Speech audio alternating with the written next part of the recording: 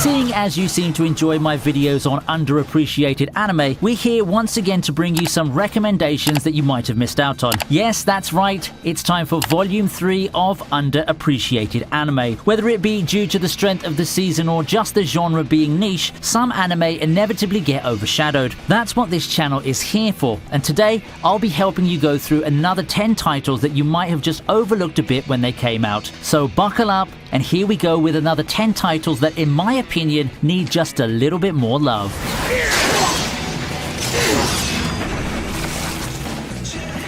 Drifters comes in at number 10, giving us a glimpse of a story with historical context. Historical figures yanked from their own timelines are brought into a dimension where they wage war against one another. Doesn't that sound like fate?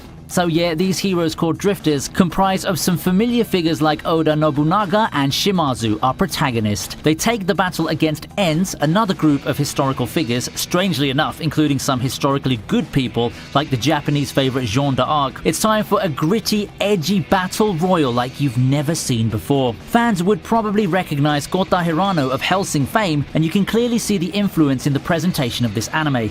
It's edgy, it's dark, and it has that cool, stylish flair that we've come to know from the story of Alucard and his allies. If you're up for some edgy historical fights, make sure to give this 2016 show a spin.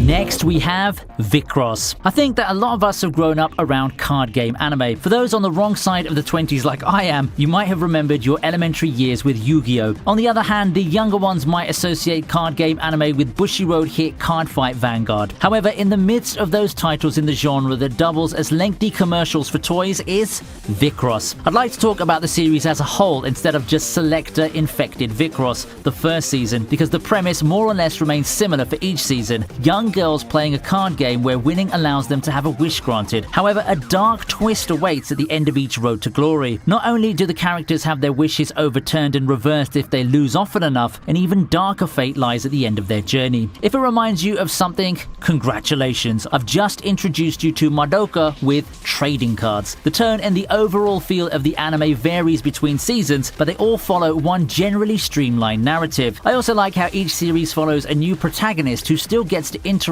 with familiar faces from the previous seasons, giving the whole thing a sense of continuity. Licensing and possibly trust issues between companies mean that the actual card game would likely never see an English release, which off the bat hurts the popularity of the series. Nonetheless, I think that the series is worth a look, and I found myself really enjoying how the story developed through its 4 connected seasons.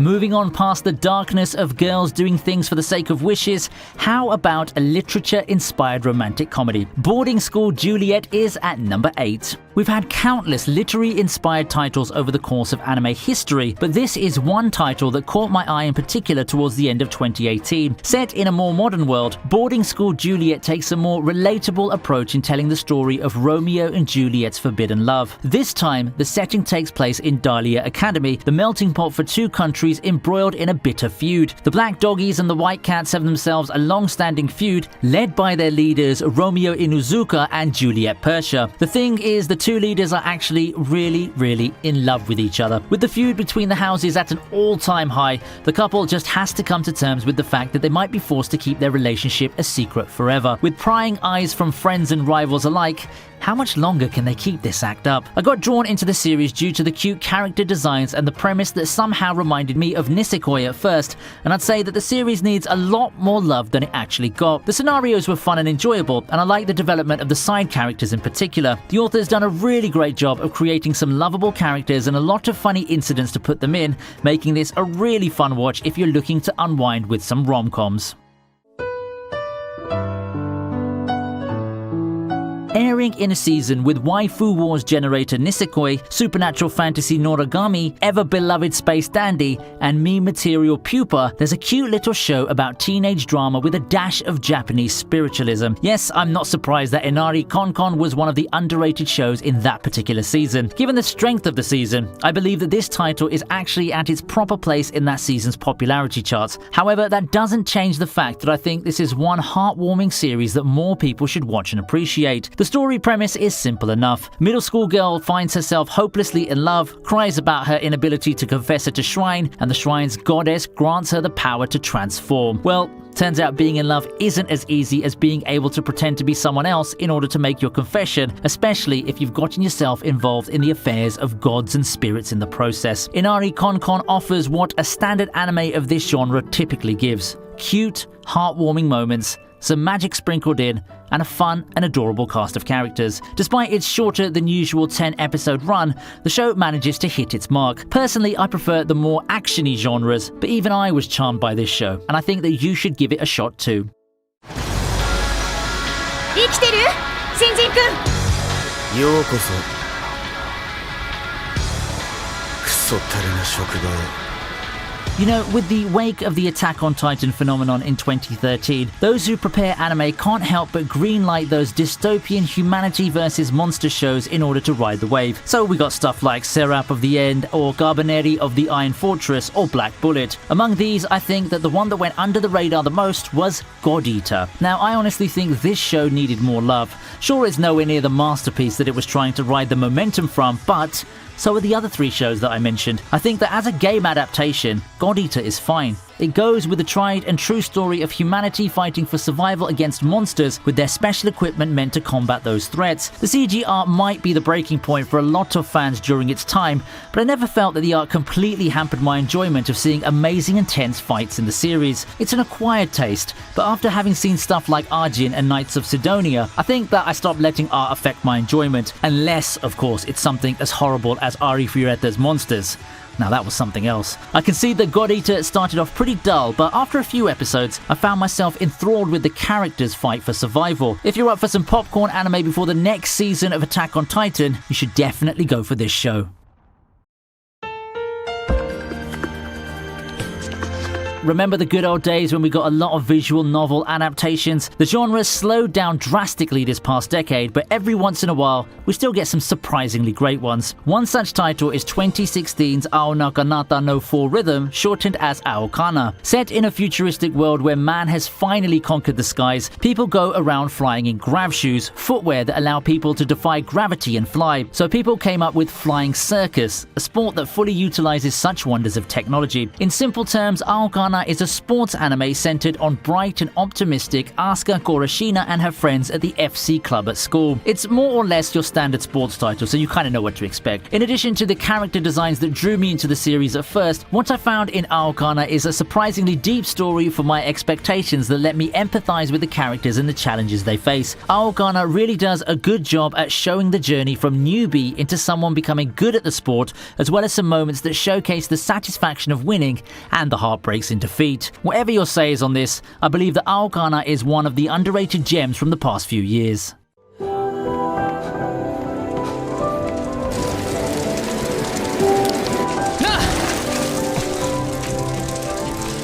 走るの好きか？走るの好きか？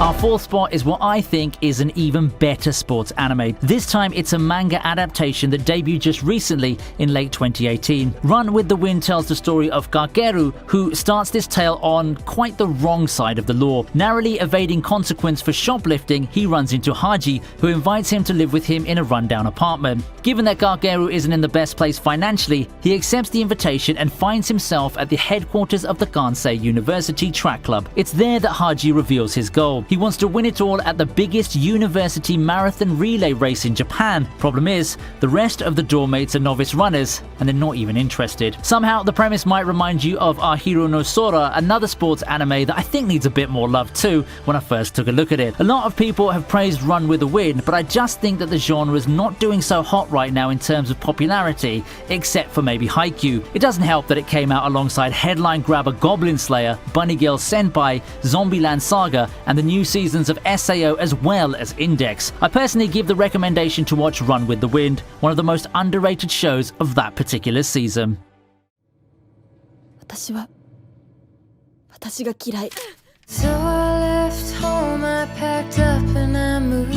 In our third place is a movie. When Marnie Was There takes the third spot, being the only anime film on this edition of this list. Anime films have been gaining ground the past couple of years, in no large part thanks to the masterpieces of filmmakers like Shinkai, as well as the sudden urge in releasing said films outside of Japan. However, lost in the shuffle of the flood of emotional and artistic anime films is the dramatic tale based on the classic children's novel. When Marnie Was There basically tells the story of our protagonist Anna, whose health conditions forced her into living in Sapporo.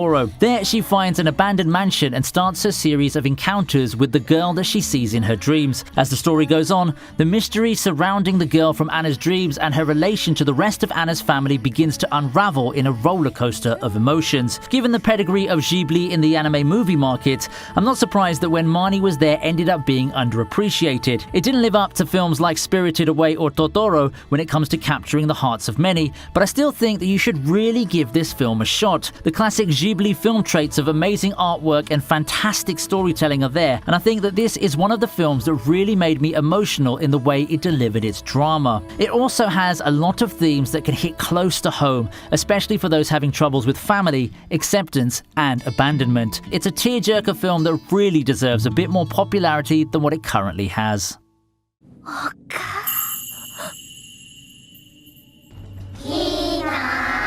Mononoke is the adaptation of a Japanese horror anthology centered on the medicine seller and his journey across Japan, defeating evil spirits along the way. Mononoke, for me, gives itself a unique edge over the other evil spirit slaying shows by not just being about superpowers and exciting action. For the medicine seller to defeat an evil spirit, he has to get to know it first. This includes getting information such as its form, origin, and motive. This opens up a lot of possibilities, as some of the spirits tend to be quite the troublesome ones to analyze. I think that there are people who would love this style in comparison to the more action-packed style of shows in this genre like Bleach and Demon Slayer for just a slight change of pace. The show also sets itself apart from its contemporaries with its eye-catching art style. It might take a while to get used to scenes and character designs reminiscent of ancient Japanese art, but I think that the art style is exactly part of the show's charm. Mononoke is a surprisingly intricate and deep look at the supernatural genre, and I definitely consider it not only underappreciated, but one of the best horror anime out there.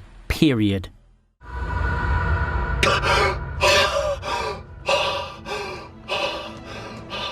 Now, where do I start with Astra Lost in Space? I admit that it's a show that I didn't have the strong impression of at first, but the way the story developed just made me a believer. I'm sure that the same opinion is the general opinion of the anime community, and it's the biggest reason why, for me, the 3-episode rule isn't completely a good way of looking at things. 3 episodes just isn't enough for one to appreciate the amazing ride Astra Lost in Space ended up being. What started out being an okay premise of friends being lost in space ended being one of the best space dramas I've seen for such a long time. Astra Lost in Space really excels at showing the struggles in the fight to overcome outer space in order to battle their way back home. Ironic that I use the word battle, because the series doesn't really have a lot of that. Instead, the dialogue and the presentation do the heavy lifting in helping you empathize with the characters, who are really well developed, by the way. You don't see this much care put in making characters these days, and it truly makes Astra Lost in Space a standout in the saturation of characters in modern anime. The show can admittedly be a drag at first, which I think caused it to be underappreciated. Still, I really recommend this because it turned out to be one of the best surprises in the season. I go with the consensus of this show being one that eventually grew out to be among the top shows in the whole of 2019.